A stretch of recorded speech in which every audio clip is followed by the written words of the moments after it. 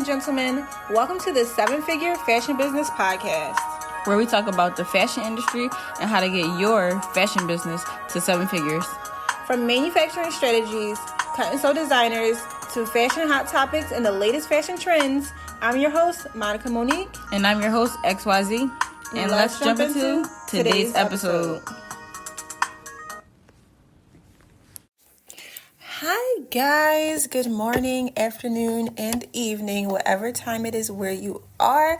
This is Monica Monique, and I am popping in for another fashion update. Now, me and Zee did record 3 whole episodes, and the audio did not record, translate, download, whatever happened. So we have to re-record those. So while you're waiting for the duo of me and Zee, let's get back into some fashion news that has happened since we were out.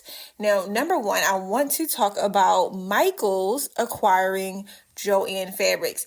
You guys, I called it. If you listen to a couple episodes back where I talked about Joann Fabric's clothing and the whole uproar over people in rural areas of America or just throughout states and cities where they don't have a whole bunch of shops, Joann Fabrics being the only place for local designers and seamstresses to get their fabric supply.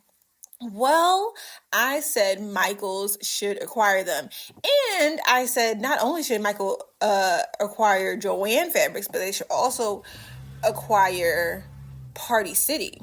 Now, they have not, to my knowledge, acquired Party City. However, they have started doing balloons, and now they're advertising them, blowing up balloons and having more styles. With this Joann's supply, let me read the details. So on Black Millionaires _ their Instagram page, it says Michaels has acquired the intellectual property and private label brands of the longtime craft retailer Joann, including its well-loved Big Twist yarns. The acquisition, announced last week, adds more than 600 new products to Michaels' offerings in categories such as fabric, sewing, supplies, quilting, and yarn. Michaels' CEO David Boone expressed excitement about welcoming Joann customers and noted the move will help Michaels meet a growing demand across crafting categories. As part of the expansion, Michaels is increasing its inventory of sewing machines and fabrics in over 680 stores, with plans to extend these upgrades to 280 additional locations this year. Online interest has surged with a 77% increase in fabric searches on Michaels' website over the past year. Now, Joann, which began as a single store in Cleveland in 1943, had grown into a leading craft and fabric supplier with locations in 49 states. However, following a bankruptcy that happened in January, and them announcing the closing of all 790 stores, with shutdowns beginning in March to now the store being fully closed, Michaels is happy to welcome Joann Fabrics and Joann customers. You guys, tell me I didn't call this months ago. I literally said Michaels should acquire Joann's ASAP. There are so many crafters around the world, seamstresses, tailors, that need access to every type of fabric, every type of supply, every type of dress tape, etc. I think it's such a smart business move for Michaels to acquire Joann Fabrics, and I think they need to hire me to run that fabric division. But neither here nor there, but I think it would also be wise for them to hire me in order to set up the store. Because if you listen to that episode, I talked about how they could position the fabrics in the store, how they could market it, how they could advertise it, how they could set up the departments in such a way where it would be a destination shopping place. Now, I don't want to toot my own horn, but I do have some experience with over 400 retail stores and guiding them into sales and profit. So we'll see how that turns out. The next thing I have in the fashion news is, oh my goodness. So Fashion Bomb Daily had posted the Polo Ralph Lauren limited edition capsule collection honoring Oak Bluffs. a historic Black summer enclave on Martha's Vineyard. Now, the collection blends Ralph Lauren's signature prep with nods to Black coastal culture. Think nautical jackets embroidered with vineyard maps, vintage-style varsity sweaters featuring Morehouse and Spelman mascots, sun-phased polos, and heirloom-style patchwork jackets. Now, you guys, since this dropped, mind you, it was available in stores on July 24th, and the creative director was by James M. Jeter. Now, me and Z did a deep dive into the history of James M. Jeter and his relationship with the Ralph Lauren company, how he started as an intern, worked his way up, and is now the new creative director. We talked about this months ago. And since this collection dropped, everyone has been, guess what? Going back to that episode and listening. I am so excited and happy that I was able to predict this ahead of time.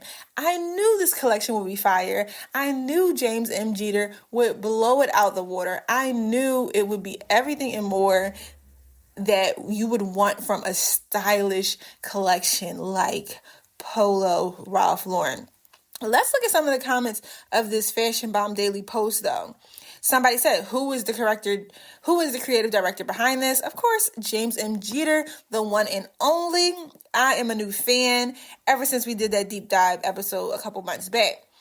Somebody else commented, it's the quality jackets for me. Somebody wrote, I would have preferred if a Black brand did this. Yes, you would have preferred it, but instead it was a Black creative director with a history and a backing of a white-owned company who believes in this young Black man's talent. I feel like that is so much better because he's doing it on somebody else's dime with somebody else's legacy, but building his own. That is a beautiful way to start. Somebody else commented, the older gentleman looks like Dr. Andre Churchwell, Nashville legend. Okay, we don't know who that is. Somebody commented, in love. Somebody commented, I need that Martha's Vineyard jacket. Other people commented, I love a good dandy aesthetic. Someone else commented, this is Black wealth. Wow, it's giving rich. And I just want to say it is. Even from back when we did that report on James M. Jeter and his history and style of what he created for his own college collection, we already knew top tier. We love the details. We love his style. And we saw this beautiful collection coming to fruition, and I'm so glad that it's getting such a positive response. And people are recognizing that somebody Black is behind this creative direction because of how beautiful the style is, the attention to detail, the attention to legacy, the attention to the pattern. Beautiful work, and I just love to see it. So if you missed that episode from a couple months back, I believe it is called James M. Jeter, Ralph Lauren's new creative director, or something like that. Another fashion update. I wanted to talk about real quick, what are we doing with our labels? Are we representing quiet luxury? Are we going for loud luxury? Are we catering to a mass market, smaller market? Let's listen to this guy talk about his feelings on why he thinks quiet luxury will always win. Listen, these subtleties of high fashion will always have me in a chokehold. I don't care what anyone says. This is why I like luxury, because you don't need logos all the time. If your branding is done properly, you can have a little something that should be a factor. That's it. Just like Bottega Veneta says, when your initials are enough. We're in a time now. All that loud logo shit is cool, but there's something that will never wear us down, which is subtle branding. Do you see the monogram inside? No logos on the outside, for real. Jacquemus with the J loop. This is a subtle detail that I didn't even notice until like a week ago. Loved it when I found out. Loewe. Nice little clamp. We don't gotta do too much. Prada. You see the upside down triangle, you know what time it is. This is how you know you reach the elite level. Chase this. Let me know how I feel about this in the comments, and as always, you're welcome for to put on. Okay, so that was posted by Papa Yang. Is this his original content? Let me see if this is him. His name is Kevin Shepherd. Yeah, and his Instagram profile is called Papa Yang, Poppayang. I love his perspective on quiet luxury, and I think that for certain brands, this is the direction you need to be going in. Things that he pointed out in the video were jackets that had the logo inside. You know how the Burberry jackets have the print on the inside? He pointed to a Louis Vuitton jacket that had the print on the inside. He also pointed to jackets that have the Prada logo, but not the logo, just the shape, just that upside down triangle, not even saying Prada on the inside, but when you see it, you know that that's Prada. He pointed out Loewe and how they have this fabric tuck bunching that they're doing at the side of their jackets and the back of their pants that's pointing to a new quiet luxury Loewe style. You need to, as brand owners, find what works for your company that is giving luxury. Is it the type of zipper? Is it the zipper pull? Is it the pocket shape? Is it the collar? Is it the colors? Is it the stitch? Is it the patchwork? It should be something that is not your brand name just back to back to back across, stamped on your fabric, on your clothing. What about the pattern making? What about the details is pointing to your brand without being too overly or showy? Can somebody see your jacket from a mile away without any logo or brand name stamped on it and know that that is your brand? These little details, these little style cuts, all these things is what makes your brand last and stand the test of time. So what can you do in your fashion brand to have that, to introduce that to your customer so that you can be spoken about in rooms and just be the quiet wink of, I see you, girl. I know that you're wearing this and I love this brand too. Okay, lastly, we are going to talk about something you can do within your company, within your brand, boutique, how you represent yourself to bring your brand more money or your store more money. Let's take a listen to this Instagrammer, YouTuber, Ryan J. Barton. Why people take you more seriously when you're dressed well, and it's drastically overlooked. I noticed it the first time that I actually started to make an effort when I went into the office. So my office is really casual, like most people just wear jeans, gym wear in some instances. So I decided that I was going to step it up a notch and I was going to wear shirts, tailored trousers, loafers, that kind of thing.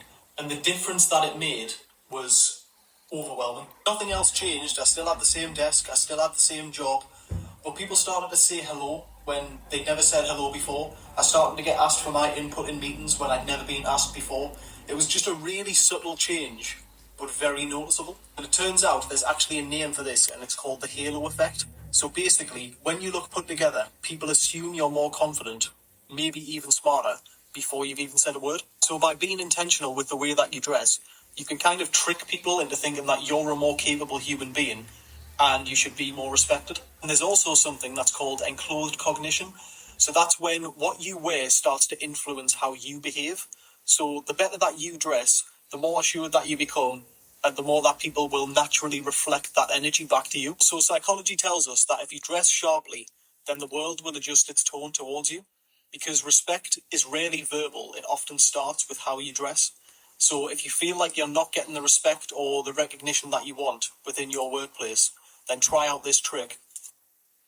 Okay, so another person that just said this, and by this I mean like a week ago, I was watching this new interview on The Diary of a CEO. Everybody has to go watch this episode. It is amazing and I love it. He featured some of my favorite entrepreneurs, one being Cody Sanchez, I believe her name is, another Alex Hermosi, and another man named Daniel, and I forget his last name. However, Cody She talked about how women who dress up more in their workplace or in their businesses make on average 30 to 40% more than women who don't. Now, me, as you know, I own a dress store. I own a fashion company. I am in the fashion industry. I represent my brand every day, all day. However, when I come into my boutique, I dress sometimes like in athleisure wear or everyday clothing or an oversized t-shirt, biker shorts, and nice sneakers. Like giving, just came from a workout class, refreshed, but with my matcha, something, right? But not necessarily dressed up in the dress attire that I'm selling. Mostly because obviously I can't wear a gown to work. But I do have a lot of dresses in here that give more of a brunch vibe, what a woman would wear to a Sunday brunch or going out with girlfriends. So I decided that that is the aesthetic that I am going to wear when I come to my boutique. Now, I probably come maybe 2 to 3 days a week and then have the other girls, my assistant store manager and girls working in my store, they come the other days and they always dress beautifully. But it's just because I'm running errands and I'm doing a lot of things that I just like to dress comfortable for anything that I have to do that day. I decided to change that. For this past week, 7 days straight, I have been dressing up every single day and putting on just a little bit of makeup every day. And if I don't have on makeup, I at least have my eyelashes done. So it just makes me feel a little bit more put together makeup wise. But I have noticed the difference. Now, I'm going to give it maybe 2 months to really test this theory. However, in just this first week, I have already made $2,000 more in my store than the previous week. Now, that's just walk-in clients or people making orders, but they're interacting with me, this woman who is dressed very nicely, looking very well put together, and maybe they feel more confident giving me more of their money because of the way I look and the way my store presents itself. Now, another thing I did, which I have to do a whole deep dive episode on, is remodeled my store. I have been remodeling my store for the past 3 weeks, and I just reopened the front half of my store, and the store altogether, it gives luxury now. Gold accents, marble floors. I have a marble wallpaper. I'm going to add some greenery. I have this beautiful backdrop in the middle for women to take photos and pictures. But between that and the way I'm dressing, literally in just 7 days, I increased sales by $2,000 in store. Now, the week isn't over. Right now, I am recording this on a Saturday, and we'll see how much the store makes today. Maybe I'll end up making $4,000 over what our average week is around this time of year. But I just wanted to say all that to say, have you tried dressing up every day and putting on just a little bit of makeup every day as you go into your work environment, or as you go on the internet and talk about your work when you create content? How dressed up are you getting for your content? Try it and let me know the results. I will let you know the results after a full month of doing it, but so far so good, and I'm pretty sure I'm going to have to do this from now on. All right, you guys, this was a quick episode fashion update. Let me know how you are feeling about all this in the comments on the podcast page, Apple Podcasts, Spotify, or on our YouTube page where the podcast posts as well. When we post on our YouTube page, for the most part, it is audio, but of course, we are always working on getting out some visuals for you guys too. So anyway, I hope you enjoyed this episode, this fashion update, and I will see you in a couple days. Bye.